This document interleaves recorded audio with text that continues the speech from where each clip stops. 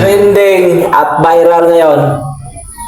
Itong si nahuli na sa NBI si Mr. Franco Mabanta.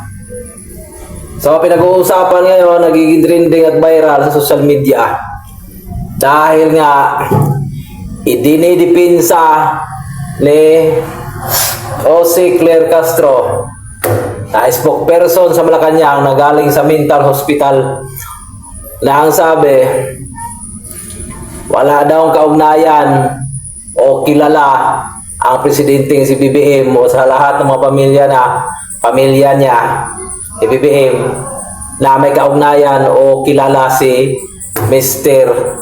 Franco Mabanta. At iginiit niya at ipinapakita pa niya ang picture ni Mabanta nakatabi si former Rodrigo Roa Duterte.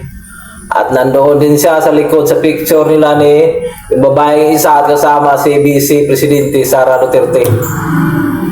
So ayun, sumabog ang napakalaking isyu tungkol sa pagkahuli nitong si Mr. Franco Mabanta dahil nga sa kasong extortionist na pangingikil daw sa pera ni Martin Speaker Representative Martin Romualdez.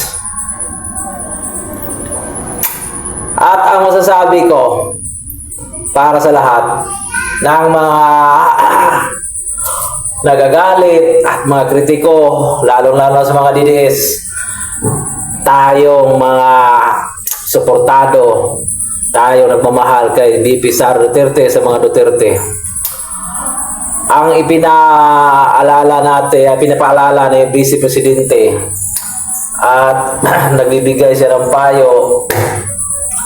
Ang sabi niya,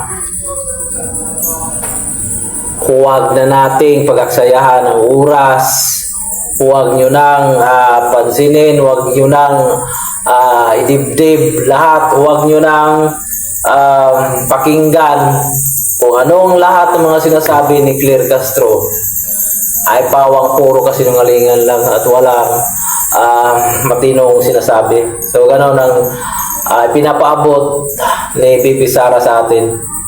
So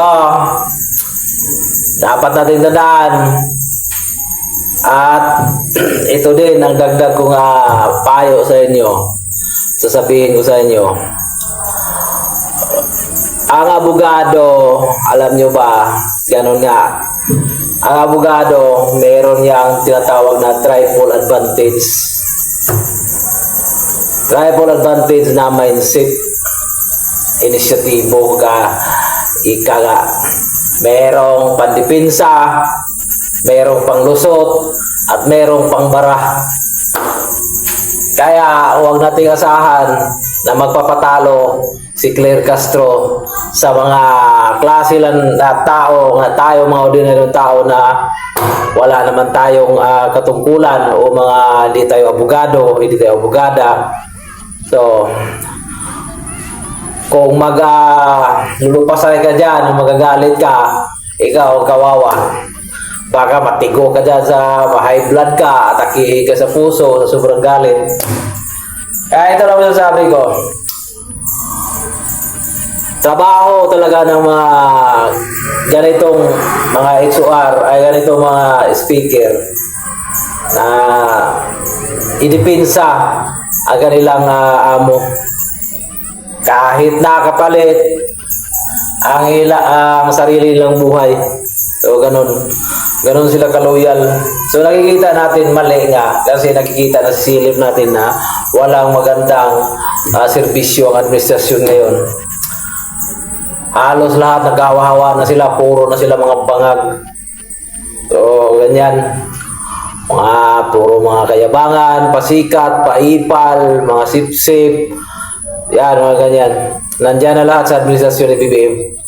Mga trolls, pidler, mga loyalista, mga supporter ng mga puro mga bangag din. Ang iniisip lang, pinamahal nila si Presidente BBM dahil maraming pera pinagbabayad. At lahat ng mga babae, mga nagiging vlogger na taga-depensa sa administrasyon ni BBM, halos karamihan masasabi mo mga balahura at pukpok. So merong isa dyan na malaki siguro ang bayad nito. Personal na atake talaga na tinitira niya si Bibi Sara. Minumura niya, tapos gumagawa siya ng script ng mga kababuyan, yung mga gawain ng mga pukpok. Siguro merong history siguro nito. Hindi to niya masasabi kung hindi niya nagagawa. Gawain niya, pinapahid niya sa ibang tao at ginagawa niya ng plot twist. O ganyan. Magaling magmanipula sa sitwasyon at ginagamit niya ngayon sa pagkukuntin. Personal na atake yan, ha? Kung bibilangin yan, so siguro humigit 10 counts na cyber libel ang magiging kaso niyan pagdating ng panahon. Yan ang antayin natin. 2 taon pa. Marami pang ano yan. Marami pang mga pasabog yan. Siguro nag-iipon. Hindi naman sa nag-iipon. Mataas yung kumpiyansa. Kasi sa isang kaso na cyber libel, kapag piyansa, meron kang 20,000, sweldo ka na, acquitted na. So, kaya yan, kaya bayaran. Pero ang mahirap kasi dyan, kapag wala nang ibabayad sa'yo yung amo mo, tapos na ang termino, wala na. Ngayon, babalikan ka ng tinitira mong pinipersonal mong tao. Kakasuhan ka ng 10 beses. Tapos wala ka ng pera. Mabubulok ka talaga sa kulungan. Easy ngayon.